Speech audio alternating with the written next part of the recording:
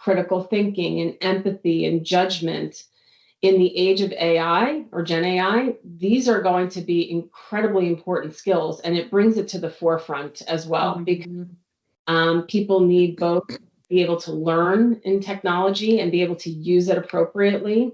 And at the same time, it amplifies the human skill because those are things that really can't be automated. Welcome to Stay Cognizant. We are really excited and honored this week to have Kathy Diaz as our guest. Kathy is the Chief People Officer at Cognizant. And Kathy, before we dive into our conversation today, I wonder if you could take a moment and introduce yourself and share a little bit about what it means to be the Chief People Officer at Cognizant.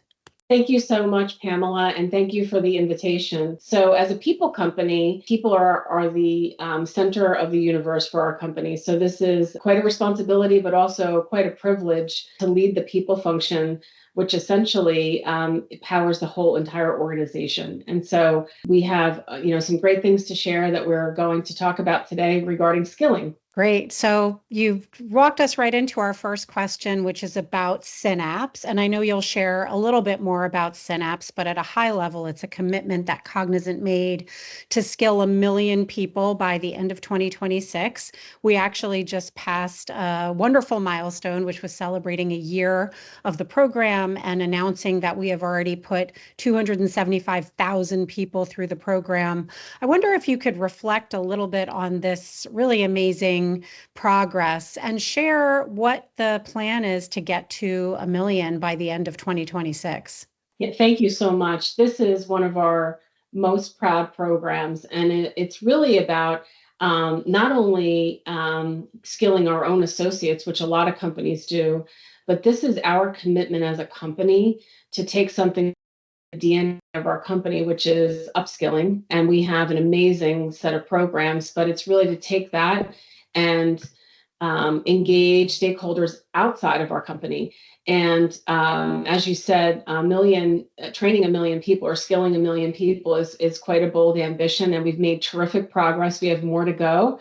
And really what it's about is making sure that we're skilling people in our communities, in obviously our employees, but also apprenticeships, skill acceleration, and technology partnerships. And so together, it's drawing on the DNA of the company and making sure that we can make access to a technical career possible for people that otherwise would not have had that pathway open to them. So there's 5 main areas of focus of Synapse. The first one is technology partnerships. The second one is skills acceleration. The third one is apprenticeships. The fourth one is employee skilling, and the last is community education. And taken together, the idea is to make sure that we use what is a muscle in the company with skilling, and we're able to offer that to these stakeholder groups that are outside of our associate population and our associate population together, which makes it really powerful. It really breaks down the barriers for people to get a pathway into technology that they might not otherwise have had.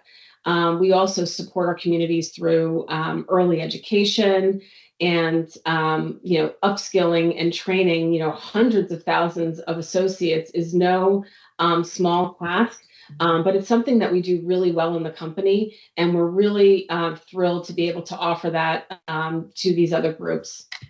So you've kind of talked through a lot of the vehicles for how some of this skilling will be delivered. And I wondered, from your seat really at the forefront of shaping talent strategy, I wonder if you can share what are some of the skills that, are going to be needed and are going to be delivered through all these different programs, especially in the context of AI, in the context of a lot of emerging technologies that we're seeing across our client base. What are the skills that you are, really seeing are going to be the most critical? So I'll answer that sort of in 2 ways. And so first, with this really transformational, exciting time of Gen AI, it offers such a wonderful opportunity for people.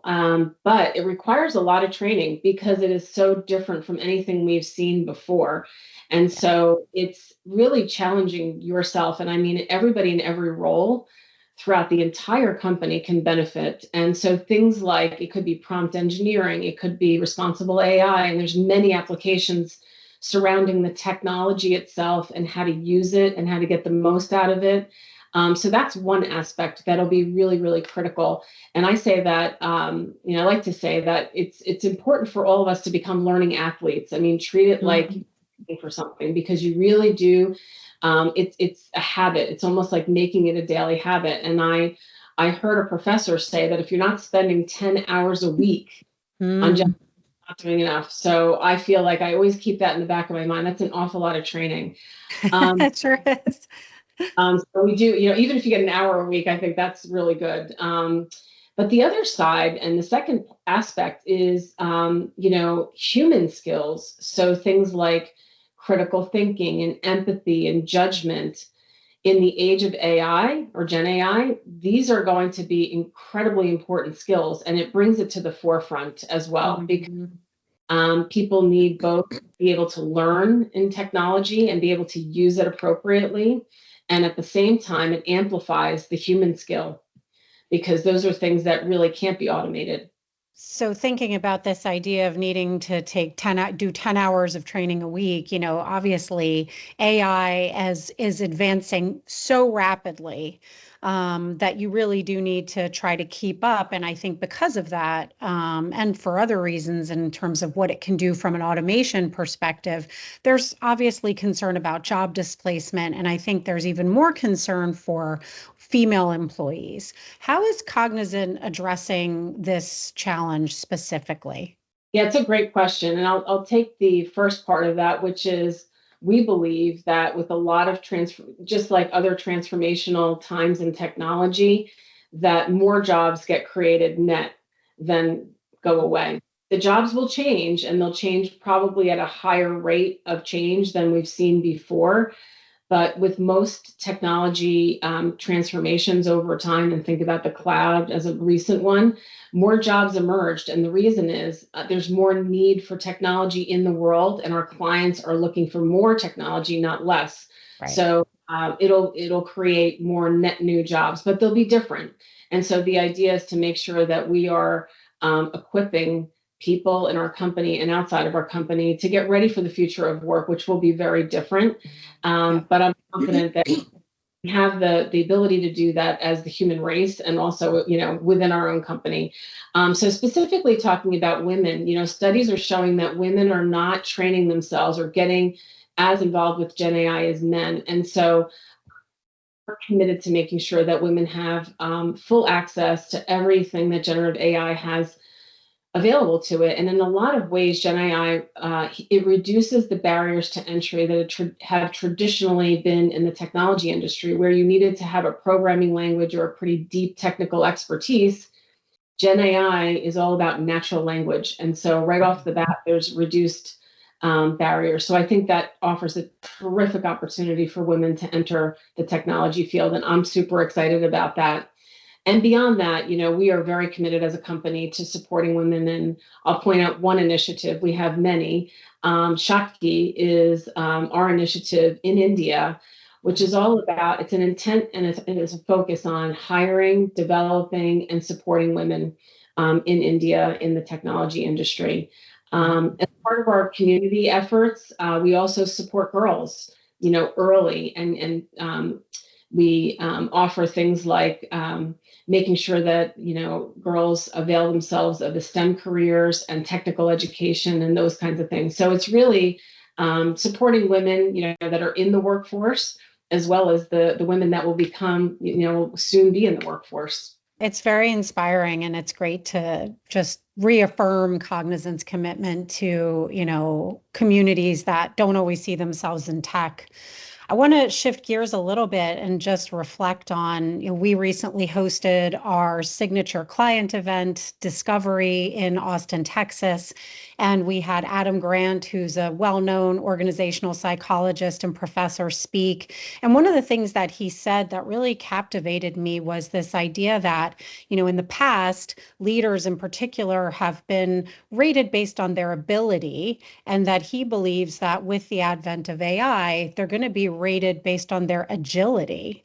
And I know you have a perspective on how the skill sets that are going to make leaders successful are changing. Can you talk a little bit about what you are seeing and what you are forecasting? Yeah. So first of all, Adam Grant is so interesting to listen to, and I was really inspired when he said this because I've been doing a lot of thinking about, leaders have traditionally for a really long time been able to, at a certain point, rely on their experience and the skills they had acquired, and that was enough at that point. We're Right. really at the inflection point now where I think there's some ways to describe it, but I'll call it a crisis in confidence, where associates themselves are going to choose a company or a leader to follow based on whether or not they believe that leader is going to support them in their career, which is going to look very different. And so it puts a lot of challenge on leaders. And I think that leaders now need to be committed to, and we've been talking about this concept of lifelong learning, but it's here. So learning agility, how you gain followership as a leader. And those that don't do it, I think will fall behind. And those that do it will be very successful in the future. I think that leaders need to be thinking about continuously upskilling themselves a couple of different ways. One is they should be learning what their associates are learning and experiencing what they're experiencing, because it's very different.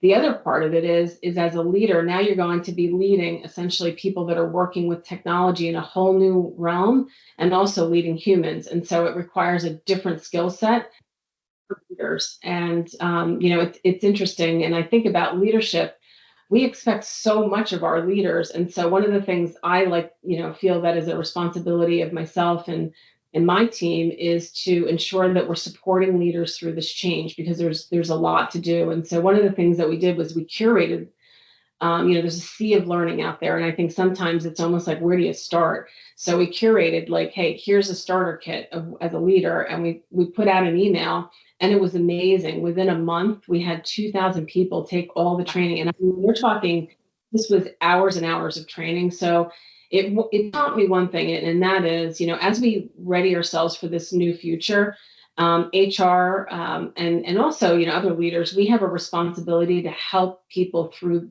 that and curate the experience for them to make it easy, because there's so much to do. Kathy, I'm going to end with a fun question, which is also a bit of a personal question.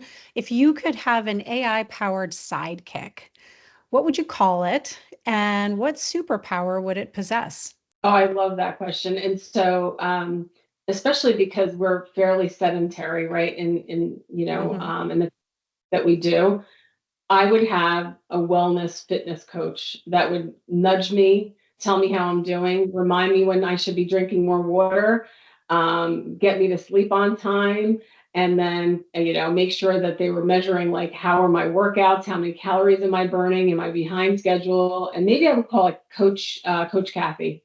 Oh, I love that. It's like your inner voice, but amplified by AI. Yeah, exactly. Kathy, it's been such a pleasure to have you on the podcast today. Thank you so much for sharing, a little bit about what we're doing from a skilling perspective. And thank you really for leading the charge for Cognizant. I think the work that Synapse is doing is going to be so impactful to communities all over the world. So thank you for spearheading that. Well, thank you for inviting me. And I say that it's a team sport. One of the ways that we're very powerful at Cognizant is we work together and collaborate. There are a lot of teams that support the Synapse and the Synapse initiative and all of our skilling efforts, and that's what makes us powerful as a company. Thank you, Kathy.